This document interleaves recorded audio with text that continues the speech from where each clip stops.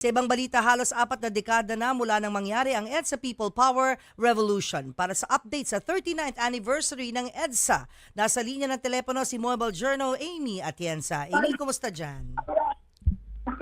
Yes, good afternoon, Papu Mamu. Nandito tayo ngayon sa People Power Monument kung saan nga nagtipon-tipon ang iba't ibang support groups, pati na rin mga rallyista patungkol sa celebration ng 39th anniversary ng People Power Revolution.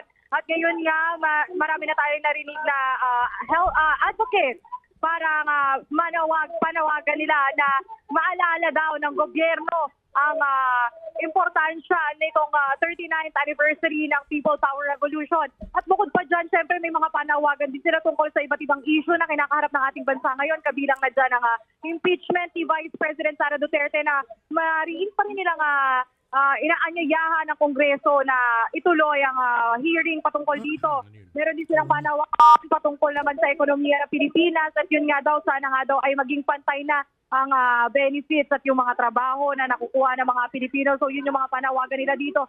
Pero so far, okay pa naman. Wala pa naman masyadong emergencies at nakaantabay dito ang over 850 policemen or police officers mula Quezon City Police District para nga ma-ensure yung security ng mga dadalo dito. Pero yun pa lang ang nangyayari ngayon so far, Papu Mamu. Amy, kamusta naman ang traffic? Okay naman ba? Hindi ba nakakaabala itong mga nagrarally sa daloy ng traffic o considering na hindi holiday ngayon? Kaya ang dami mga inaasahan tayong mga motoristang daraan dyan. Actually, Papu, kanina nung mga bandang 2:00 ng hapon, nagsimula yan doon sa may EDSA Shrine. Marami ng motorista ang umaalma dahil nga raw napakaraming tao at nag-cause na nga ito ng traffic. Siguro mas mabilis pa kung lalakarin mo from EDSA Shrine to People Power Monument kaysa sumakay ka pa ng sasakyan o kaya naman ng motorsiklo.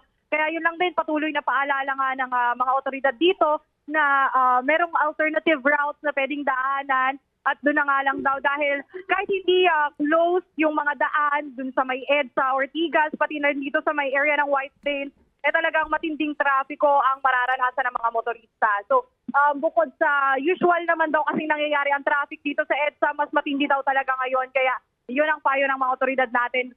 Pumunta na lang or dumaan na lang sa mga alternative routes.